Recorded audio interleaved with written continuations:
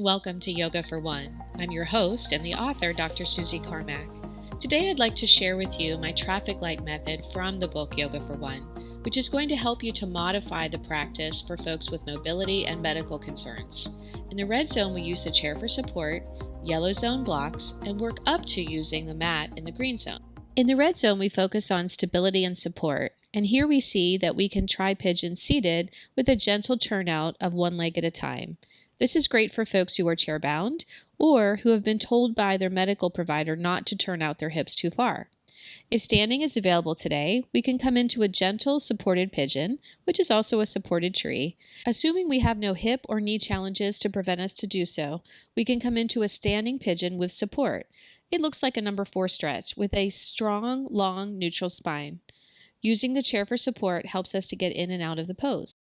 In the yellow zone, we come into centering with blocks, and we're focusing on balance and control. We can try the same gentle variation of standing pigeon and see how we do with gentle pressure onto the block, which helps us to engage our core and find our centering strength. Moving to the floor, we can carefully move through neutral spine and get to the floor safely, one knee at a time, and move the mat out of the way so that we can place the blocks underneath the mat carefully. They're next to each other, and we gently put the mat over top of them. This gives us a little bit of height and support for the next phase of seated pigeon. We put one leg in front of the blocks and one leg behind us. We can do the same thing with a small step if we were in a gym.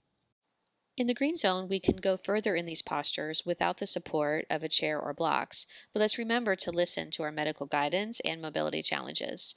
We can be gentle in a number 4 stretch with the front leg long, or work towards bringing the knee back towards the nose. Notice we're reaching through the legs to carefully pull the thigh towards the chest, but we're not pushing out the side knee. We can also try a gentle pigeon facing up with the top leg on the diagonal. When we're ready and we've completed both sides of the posture, which is not shown, we can turn gently to one side and bring ourselves upright. We might like a nice child's pose after both poses to rest. The standing version of pigeon takes us into a very deep hip flexion and external rotation, and basically a standing chair pose on one leg. It's a very challenging balance posture.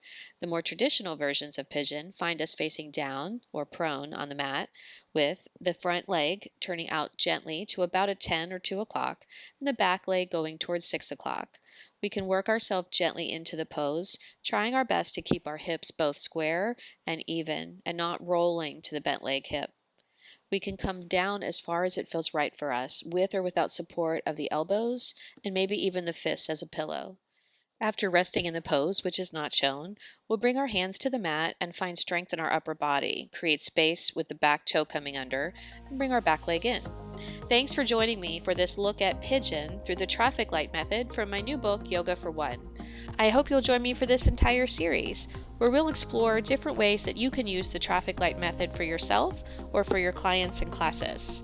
For now, I wish you well as you take care of yourself on and off the mat. Namaste.